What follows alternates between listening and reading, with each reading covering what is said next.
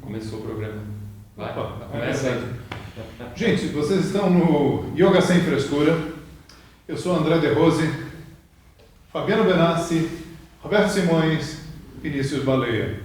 E estamos aqui hoje para falar sobre uma frase que todo mundo fala pra gente, a gente já está cansado de escutar, que é a pessoa vira e fala: eu faço yoga e meditação. O que você acha disso, Vini? Eu acho que o neguinho pirou, porque não dá para separar uma coisa da outra, cara. Yoga e meditação são a mesma coisa. Existe um processo dentro do yoga que caminha para a meditação, para um estado meditativo. O Ashtanga, os 8 passos do yoga, caminha para isso, para a meditação, para Dhyana, você passa por Dharana e chega em Dhyana. As pessoas, não sei por que, desvinculam isso, talvez por tornar o yoga tão físico hoje, o Hatha Yoga tão físico, e esquecem que o Asana também faz parte de uma das partes, de um dos braços do Ashtanga, é uma das partes do Ashtanga. Seria mais fácil as pessoas falarem assim, mais lógico: eu faço yoga e posições físicas, né? Mas do que yoga e meditação, né? Como é que as pessoas conseguem desvincular a coisa? As pessoas estão praticando tanto exercício corporal dentro do yoga, estão dando tanto enfoque para isso, que aí eles já piraram e já jogaram a meditação para fora como se fosse outra coisa. Eu estou começando a ver o pessoal fazer yoga e mindfulness, né, daqui a pouco, né? Que é a bola da vez. Mesmo porque a meditação não rende like, né?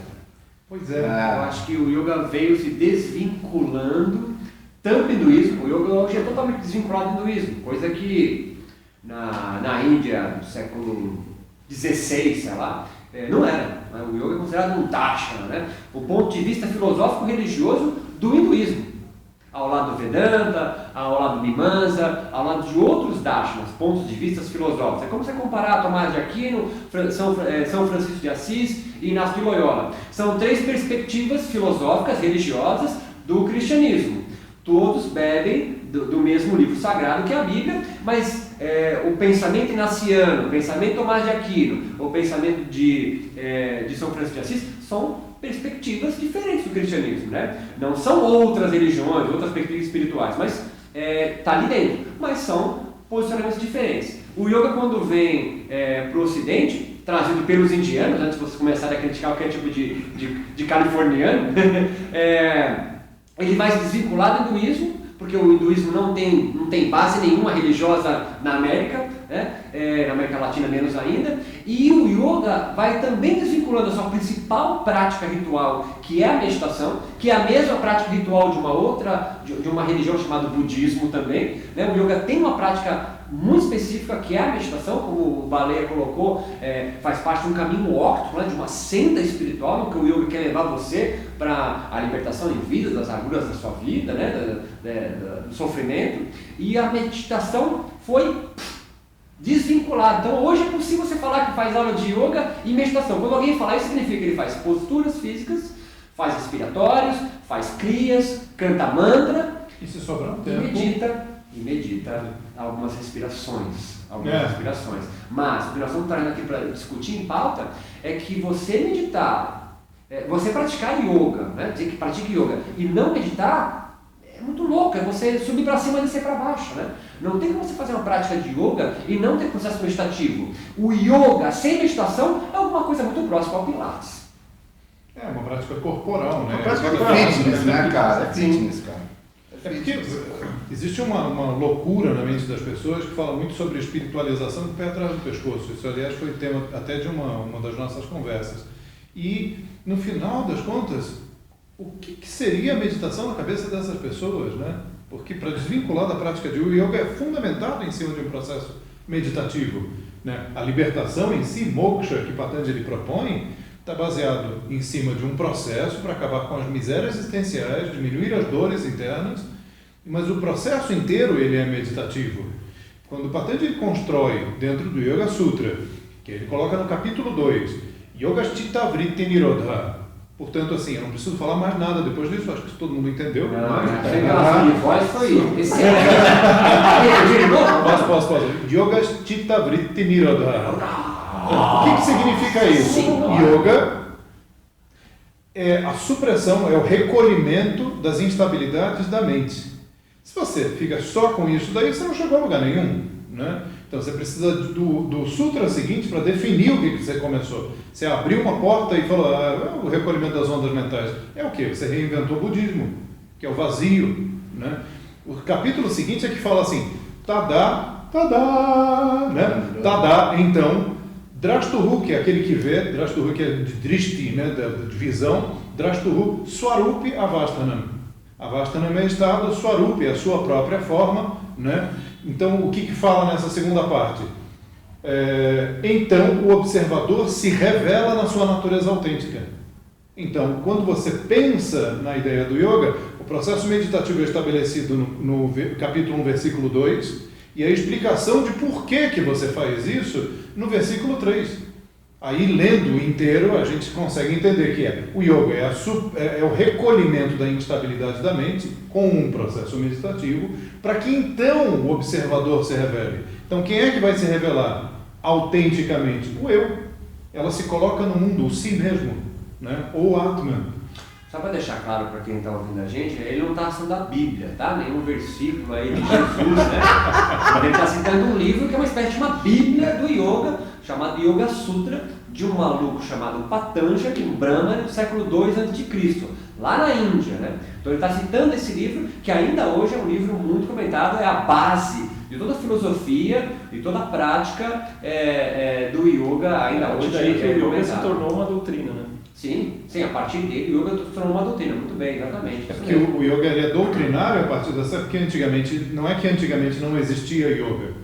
Existia yoga, mas ele era parte de argumentações, debates, né? Não tinha uma prática estabelecida onde você poderia, eu doutrino ele doutrina ele doutrina o outro. Ele é um meio de propagação, que Patanjali criou uma ideia com um meio de propagação. Ou até existiu, mas quem ganhou a história foram os brahmanes e ficou a deles, né? É só pensar os jesuítas e os indígenas no Brasil, né? Quem ganhou a história foi o Tupi-Guarani ou foram os jesuítas? Não, os jesuítas, então ficou a história deles, né? A gente não sabe se existiu, é isso que eu quero dizer, né? Mas sem dúvidas, Patanjali é uma pessoa importantíssima, tanto que é considerado um clássico, e é um clássico porque não muda.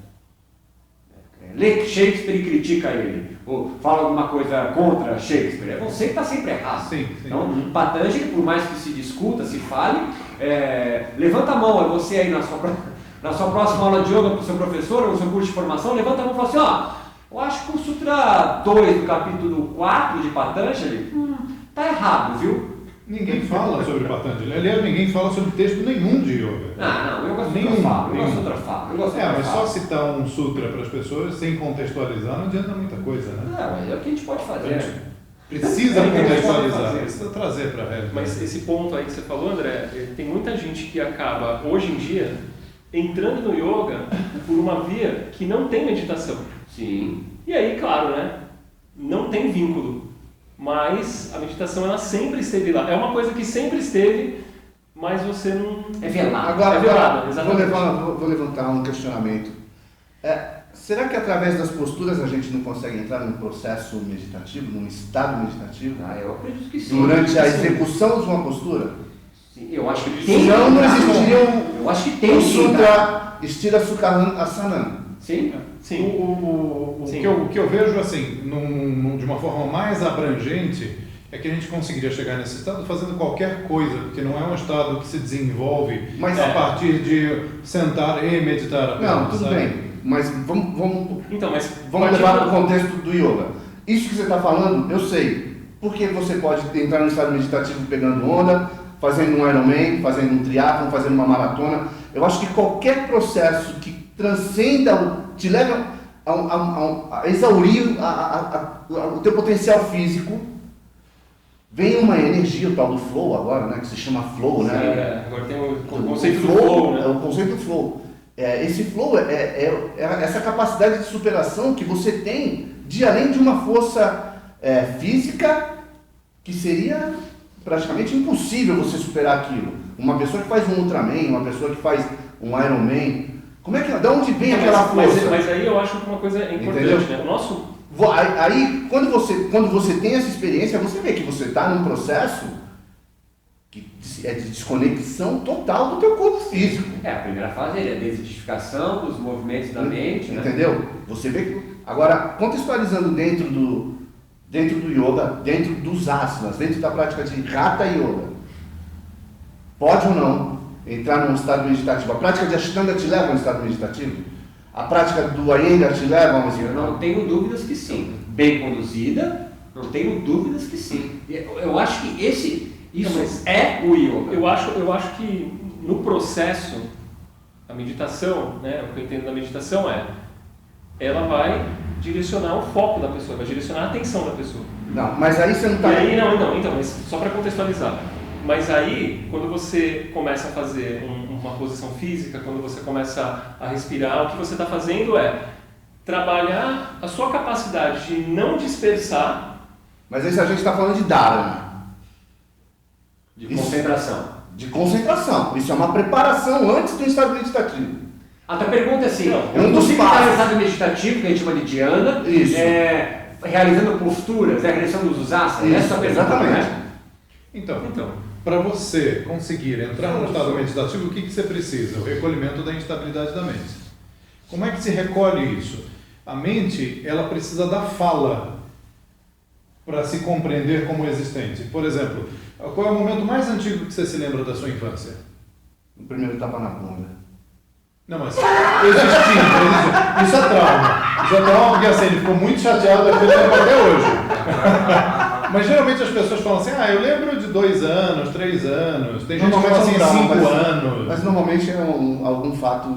Algumas coisas a gente tem, né? Porque a gente tem intrauterino, lembra do momento do berço e tal, mas história, você saber que existe. Geralmente as pessoas falam em torno de 3, 4 anos, tem gente que fala 5. Para onde você vai? Para onde eu vou é o seguinte, a gente só sabe que existe porque a gente pode falar sobre o assunto. Então, a partir do momento que você... Então a linguagem está associada... Está associada à existência. Né? Então, o que te dá a existência? É falar. Qual a proposta que é inteligentíssima da meditação? É não poder contar história nenhuma. Você vai recolher a instabilidade da mente e do roteiro que você coloca, da sua própria... Você fala, eu sofri isso, eu vi aquilo, eu fui alegre nessa época da vida. Então, você propaga também os seus ancestrais nesse diálogo. Porque tudo aquilo que a gente sabe hoje, a matemática, por exemplo, não foi criada por mim, mas eu uso a matemática como se fosse minha. Mas se eu tiro a matemática da sua vida ou da vida dele, a gente às vezes nem trabalha. A gente precisa da matemática, mas a matemática não é sua. É um conjunto Tu acha de que é ideias. possível fazer isso na execução do asana? A pergunta é essa. Exatamente. E aí, o que acontece? Esse processo da linguagem ele precisa ser quebrado, porque a lógica precisa ser quebrada. Como é que se quebra a lógica? Ou na repetição de um mantra, ou na repetição de uma imagem que você faz, ou num processo respiratório, ou no foco, ou numa sequência corporal. Até os derviches, né, fazem isso com aqueles giros. Sim. Então existem processos meditativos que são até catárticos. E não há problema nenhum nisso. Agora, eu não vejo a pessoa, por exemplo, correndo, entrando nesse estado, que não é o foco. E aí entra, quando você me fala, a pessoa está correndo e tal, e ela se destaca. Sim, até porque também liberam-se...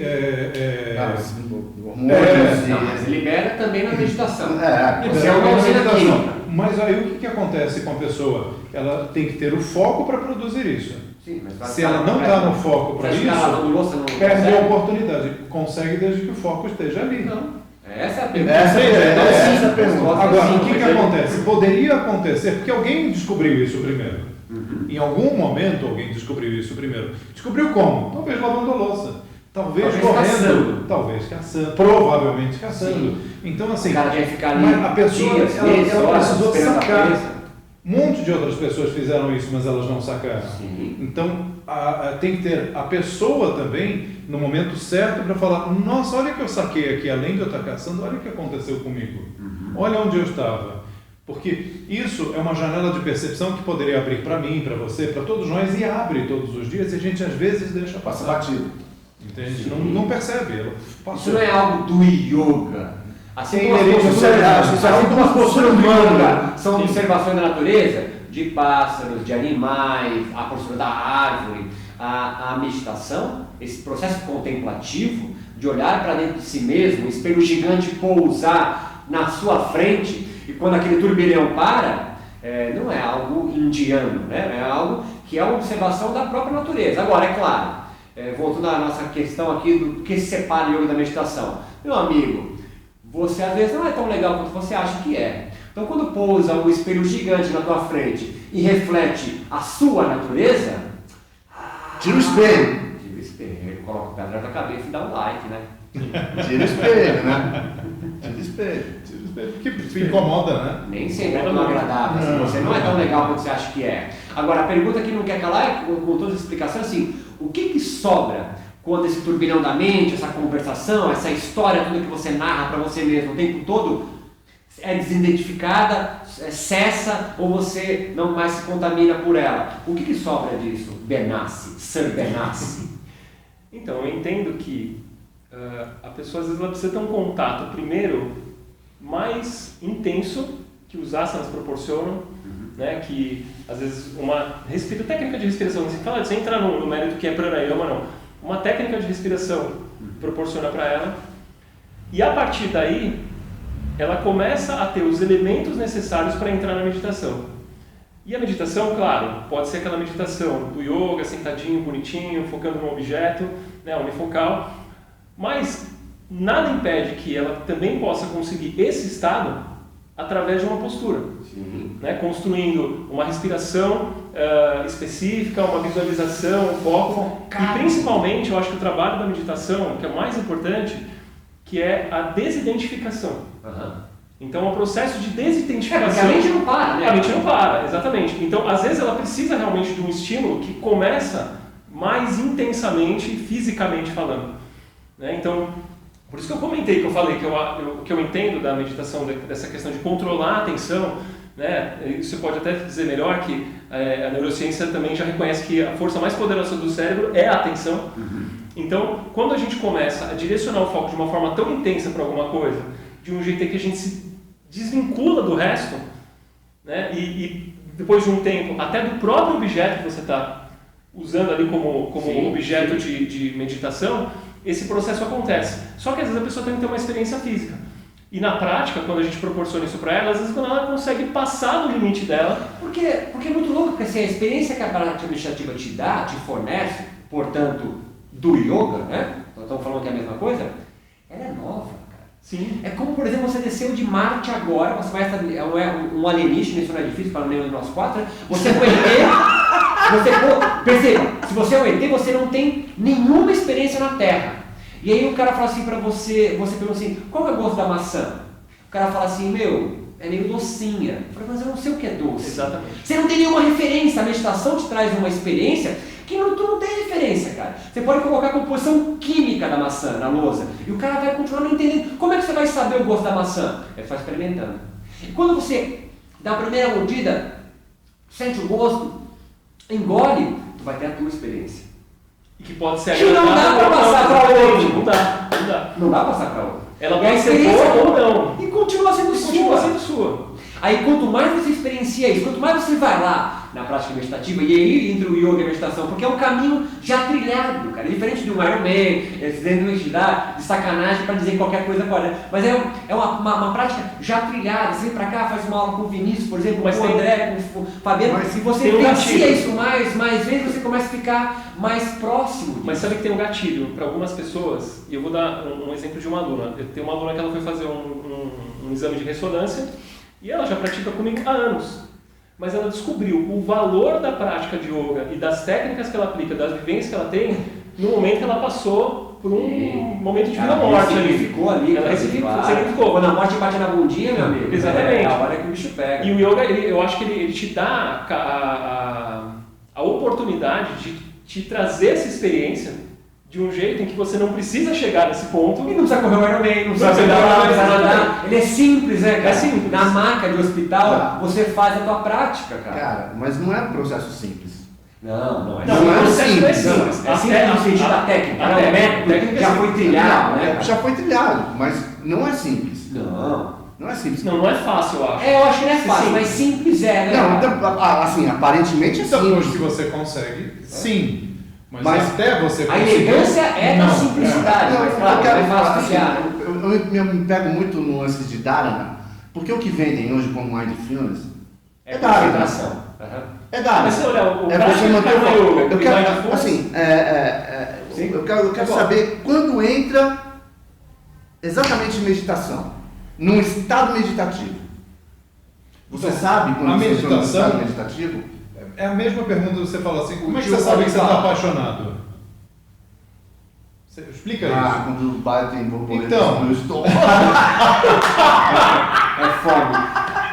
E assim, Fome. a questão, cara, essa questão que o Vinícius trouxe é muito legal, porque é o seguinte, o Mindfulness entra e tem o Heartfulness, tem o Kindfulness, tem vários métodos agora, né, que são científicos, com a chancela da ciência. Isso é um ponto interessantíssimo aqui, porque isso é genial, porque assim, quando você está no quadrado da ciência, tá pegando aqui embaixo, Acho quando que você tá. está pegando, também acompanha aqui no risquinho, vai aparecer riscado. Vai com ele, vai com ele. Quando você está no quadrado da Vai contigo, ciência, vai contigo. quando você está no Vai quadrado da contigo. ciência, Diana não entra, irmão. Não entra. Porque não dá pra ciência explicar Não faz isso. sentido. brother. Não dá. Não é que não faz sentido, não dá, porque se a ciência entrar aqui, ela entra no campo da espiritual e perde totalmente a legitimidade acadêmica.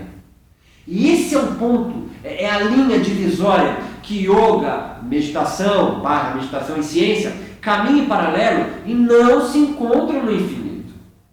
Eu posso dar a área cerebral, que o hormônio é secretado, a endorfina, tálamo, blá blá blá. Mas cara, fala assim, beleza, escreve uma experiência meditativa. Não dá pra jogar na tabela do Excel. Não, até porque cada pessoa vai falar uma coisa diferente. Você pega um espiritualista que fez isso, ele vai te dar uma resposta. Aí pega uma outra pessoa que é cético e não acredita em Deus, não acredita no universo, não acredita em nada, É por ele isso, vai dar outra é por isso que resposta. como cientista que envereda por esse lado do yoga e da meditação, tenta explicar esse estado que não dá para explicar, ele vira guru. Deepak Chopra, Alan Watts, Alan Wallace e mais um monte de cientista que vira guru. Tem discípulo, não tem mais leitor. Então essa linha tênue da sua pergunta é genial, porque assim, por mais métodos que você crie, quando você vai tentar descrever o estado que ele pode vir a trazer, não dá sem você entrar no quadrado que é da espiritualidade, que aí o cientista perde valor, ele não consegue discutir. Vocês já viram a Jill Bolte Taylor?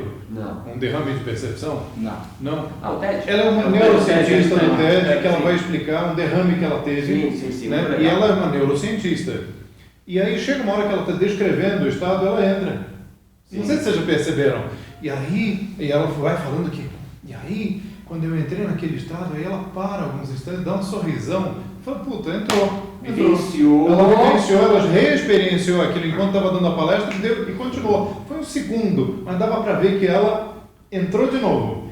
Então, isso modificou o jeito dela falar. Inclusive, ela é uma Mas a neurocientista meditação- falando como se estivesse falando uma coisa Cara, espiritual. a experiência meditativa é você viver a infinita possibilidade do tempo em um segundo, né, cara? Sim. Porque Durante durante essa frase é o difícil explicar, hein? Essa frase durante o é processo, porque durante o processo meditativo, quando você se propõe a sentar a bunda, depois de estar calejado a bunda, de tanto sentar para meditar, você sentou, veio, dharana, e você está ali focado. Respiração, seja lá a técnica que você usar. Sim. Daqui a pouco, tu entrou no estado meditativo, você nem percebeu, entrou, Sim. e parece que tem um infinito de tempo ali, e foi um segundo. E você só percebe que entrou depois que você sai. Você E é "Nossa, muito olha, rápido, já cara. saiu, já saiu. É Na hora que muito você sai, rápido, você cara. tá Fala, fora. eu tava, acho que eu tava. Né? Porque você acha que tava. Você nunca fala assim, meu irmão, eu fui. Eu tava. Não, puta, eu acho que eu tava, cara. Então, aí, mas aí você volta de novo a atenção pro foco lá. Respira. E isso é inspira. treinável, cara. E é, Isso que é o mas fascinante. então, é isso. É treinável. É treinável, cara. Sim, É sim. treinável. Agora, quanto tempo leva para um praticante iniciante que começa a fazer uma aula contigo, sem uma contextualização direcionada já com os asanas para isso? Sim. Porque a contextualização da prática, ela serve para induzir ou para conduzir o aluno Sim. a isso. É isso. Sim. Seja fazendo asana ou seja sentando a bunda e calejando a bunda para meditar. Sim. Se você não tem condição de induzir ou conduzir o teu aluno a isso, ele não vai chegar A única nunca. coisa que o yoga pede para você, yoga / meditação, é força de vontade. Disciplina, É. regularidade. Regularidade. Abhyasa vai Abhyasa. Abhyasa vai A Biasa vai embora, cara. Olha que você pede assim, ó. Ninguém Foca a percebe. atenção e não desvia, porque o resto acontece natural. Isso que é o fantástico. Patanjali, ele não tem uma prática só. Deve ser para mim. Dá licença, vai Verdade, lá. ó. Não, fica à vontade. Voltando, Pode produzir uma prática, né? Você pode pra facilitar isso. contextualizar a prática de maneira que você conduza o teu aluno Você já na primeira está aula. querendo dizer então que há práticas de yoga / meditação que não tem o menor objetivo de levar o aluno para o estado meditativo? É isso que você está querendo dizer? Com certeza. Ah, sim. Tem professor que não sabe contextualizar uma prática, mal para construir um asana, quanto mais para conduzir um aluno a um estado E meditativo. é daí que o yoga se desvincula da meditação, porque o cara está mais preocupado É aí em que o construir. yoga se desvincula do yoga.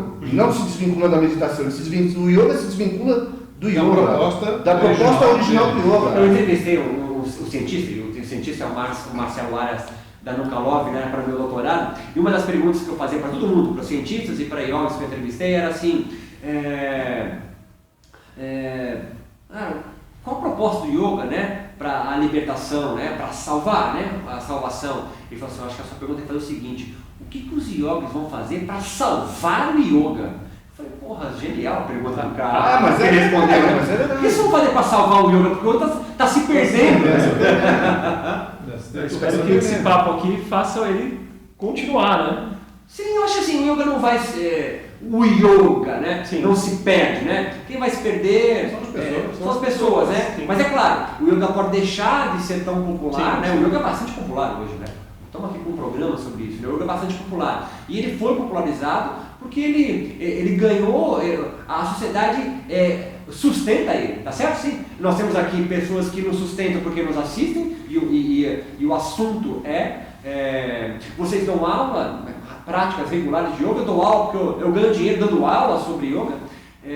Então há um filão na sociedade que sustenta o yoga, interessado nisso, né? E quando a gente começa, nós somos as pessoas que promulgam o yoga, né? Começa a vender o yoga dissociado da sua parte essencial, eu acho que nenhum professor de yoga vai dizer assim, não, yoga e meditação não tem nada a ver. Eu acho que ninguém vai falar isso em sã consciência, tá certo? Então, ele pode até não fazer, mas se jogar ele num canto para dentro, não, yoga e meditação, então é intrinsecamente ligado, uma coisa a outra. Mas por que não dá meditação junto, cara?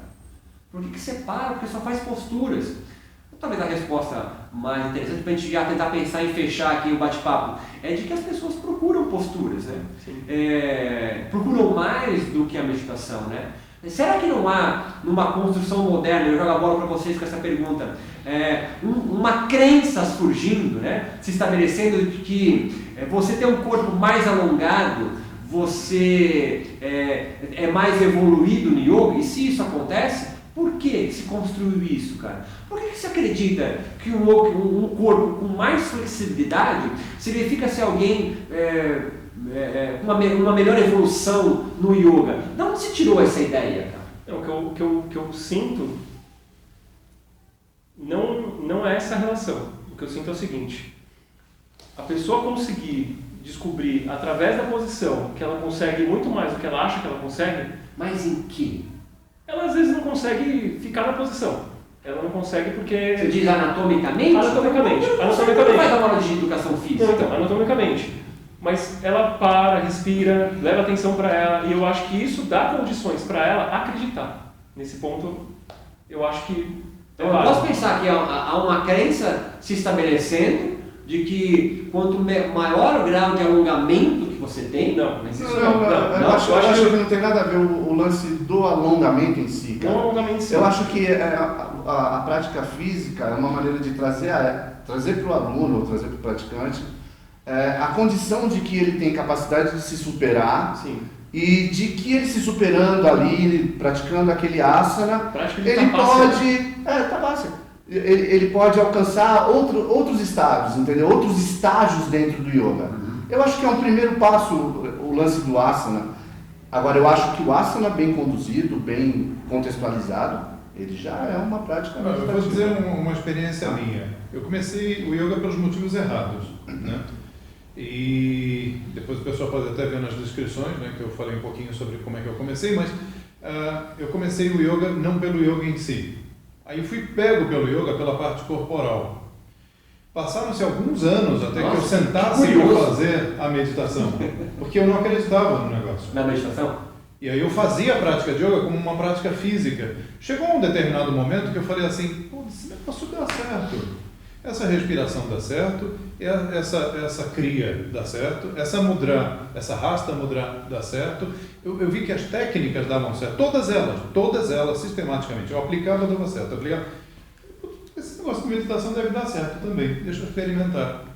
E não é que deu. Então, às vezes a pessoa entra pelo yoga, por esse viés corporal, com certeza. mas aí ela acaba falando assim, pô, deu certo. Mas Fiz isso, essa aplicabilidade dessa coisa daqui produziu o resultado que o professor falou que ia produzir. Mas eu assim, senti Mas uma alguém te mudança apresentou a lá. meditação em um certo momento, né? O que nós estamos Apresentou conversando- desde o início. Eu acho que o Vinícius critica isso, né? Que a pessoa ela nem apresenta, né? Não, Sim, exatamente. tá. É exatamente a repetição de que o yoga está se tornando cada vez mais fitness, é cada vez mais pé atrás da cabeça. Mas também tem um problema. Você tem 1 hora de aula e as pessoas esperando fazer coisas que vão melhorar a saúde, o corpo dela, flexibilidade e tudo mais. E aí você fala, agora vamos fazer uma meditação, 5 minutinhos. Não dá. Não dá nem para engatar a primeira marcha e vamos. Não dá. 10 minutos é o tempo que você vai levar só para se concentrar para começar o processo. Então tem gente que fala assim, agora vamos sentar 5 minutinhos para fazer a meditação. Não dá, não tem tempo hábil. O fato de tirar a meditação de dentro de uma aula corriqueira de yoga para que haja um momento meditativo acaba sendo fundamental. Ou então você dá 1 hora e meia de aula. Dá uma aula inteira falando e tal, e depois meia hora as pessoas sentam para meditar. O resumo, se eu for entender, é que comercialmente não fica legal. Comercialmente não dá, não encaixa, não furunfa, não orna. Muito bom, comercialmente não dá, Não então dá. a gente retira. Como é que as pessoas vão sobreviver dando aula de yoga se o público de yoga não quer yoga? Por Não é culpa do a yoga. gente que produz Exatamente. o público do yoga. Por culpa do yoga. Porque o yoga, se chegar alguém na academia de qualquer um de nós e falar assim, você não sobrevive disso. Não. Mas qualquer um de nós e falar assim, vamos fazer uma propaganda, veio aqui a Rede Globo, veio aqui, eu não sei se eu posso estar falando, mas veio aqui uma revista importante De repente para fala, fazer ele uma... patrocina a gente, quem sabe? E aí fala assim, a vida simples, né? Vida simples, então, vem fazer uma propaganda, você vai recusar? Eu queria que você falasse sobre as posições físicas do yoga. Não, mas eu quero falar sobre a meditação. Não, eles querem sobre as posições, você vai deixar de falar? Já te vejo até de cabeça para baixo, com a Entendi. perna aberta. Gosta dessa postura aí, né? Ai, nossa, acho maravilhoso. Me dá uma abertura de vida. Gente, a gente já falou bastante, a gente já passou do tempo. Então, se gostou do debate, se gostou da conversa, dá um joinha, Like, não? dá um like, fala pra gente o que você gostou, o que você não gostou, dá alguma sugestão, indica para os amigos e a gente se vê na próxima. Um abraço. Tchau, tchau.